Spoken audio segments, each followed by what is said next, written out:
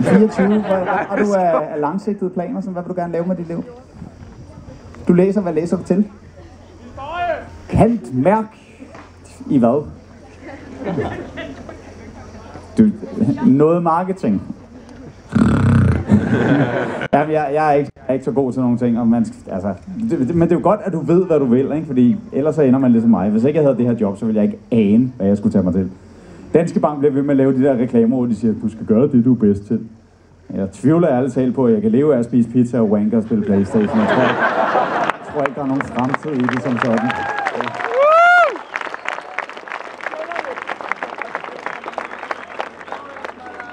Jeg har fundet ud af med mig selv, min mor hun sagde ekstremt meget vrøvl til mig, da jeg var lille. Og jeg gudskelov, så var jeg et af de der børn, som rent faktisk stillede spørgsmålstegn med nogle af tingene. Ikke? Men en ting, hun altid sagde til mig, hvis jeg skulle ud om vinteren, jeg kunne jo stå i en flyverdragt, store skistøvler, kæmpe sælskindsluffer og et kæmpe halsterklæde, bart hoved. Så kom min mor altid lige med det, du skal lige have en hue på, fordi 80% af varmetabet sker fra hovedet. Det sagde hun altid, 80%. Og det, jeg stod jo allerede som 7 år, og jeg tænkte, det er jo løgn. Det ville jo altså svare til, at jeg kunne stå her i min flyverdragt, kæmpe huer, handsker, alt muligt, eller ikke hue, netop ikke hue, men flyverdragter og støvler, og så kunne der stå en gut ved siden af, nøgen, bortset fra en tophue. Og han skulle så have det 60% varmere end mig. Det må jo nødvendigvis være løgn. Han ville jo ikke være 60% varmere, han ville være 100% mere skubben. Jamen sådan er det bare. Nøgen med tophue, det bliver ikke meget mere skummelt end det.